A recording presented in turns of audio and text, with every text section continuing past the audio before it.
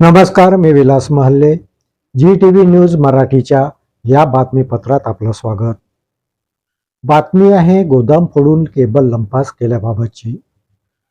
गोदामात ठेवून असलेली तांब्याची केबल अज्ञात चोरट्यांनी लंपास केली. यवतमाळच्या घाटंजीमध्ये असलेल्या रसिक इलेक्ट्रिकल स्टोअरमध्ये ही घटना घडली आहे. या घटनेची घाटंजी पोलिसात तक्रार ही दाखल करण्यात आली आहे. घाटंजी येथील रसिक इलेक्ट्रिकल्सच्या गोदामात इलेक्ट्रिकल वापरात येणाऱ्या तांब्याची केबल ठेवण्यात आली होती. मात्र गोदामातून जवळपास 32,000 रुपयाची केबल लंपास झाल्याचं उघड झालं.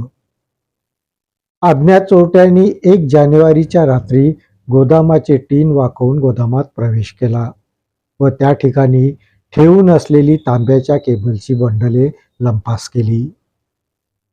चोरी गेलेल्या बंडलची किंमत ही 32,000 रुपयाचं असल्याचं सांगण्यात आलं आहे. गोदामात प्रवेश करून केबलची चोरी केल्याची तक्रार ही घाटंजी पोलिसात दाखल करण्यात आली आहे.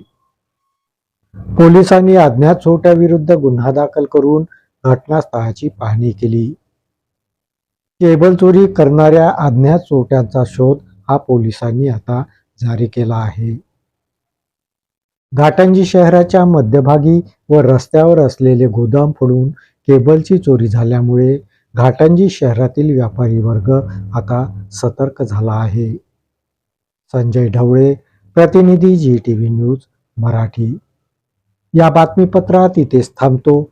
परत भेटूया नवीन बातमीपत्रात. तोपर्यंत पाहत राहा GTV न्यूज मराठी. नमस्कार.